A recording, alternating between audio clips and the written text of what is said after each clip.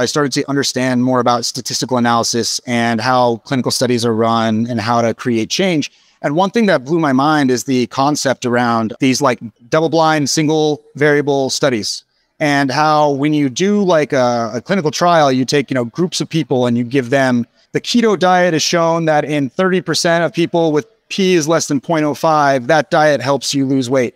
And that's different than when you're doing A/B testing on a website where you say, I don't care what the studies say. I care which one of these sites outperforms the other. Yeah. And I started thinking about this deeply, and I realized that so what I started to understand is that for individuals, you don't care what the study says. You care what actually changes you, right? You don't care if the keto diet works on average. You care if it works for you.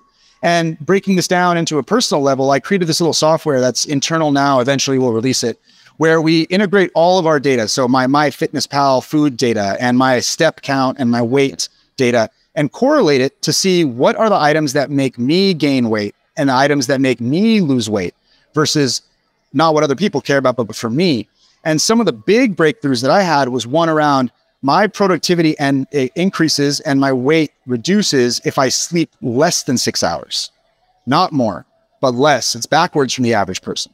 By running that on myself, I started to pull out the bright points and institute those into my own personal life. And I'm realizing that a lot of the productivity advice that we hear these days are all optimized around this idealistic, non-real person.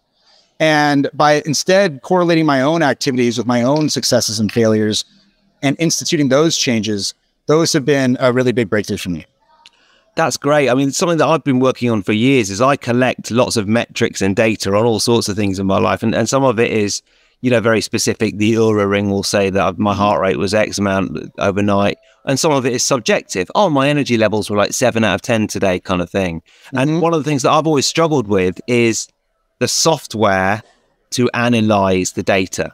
Mm-hmm. And there's nothing I've found that is perfect. I mean, I've tried every app out there, but it sounds to me like you've designed something that could work quite well. A massive win for you guys. If you could make it work, I'd be all over it. Because I mean, ultimately, what we want is, as you say, we can try all sorts of things, but how do we know if it actually works or not? Well, if you've got out of bed within 1 minute, but some things are a little bit more subjective and a little bit more hard to correlate.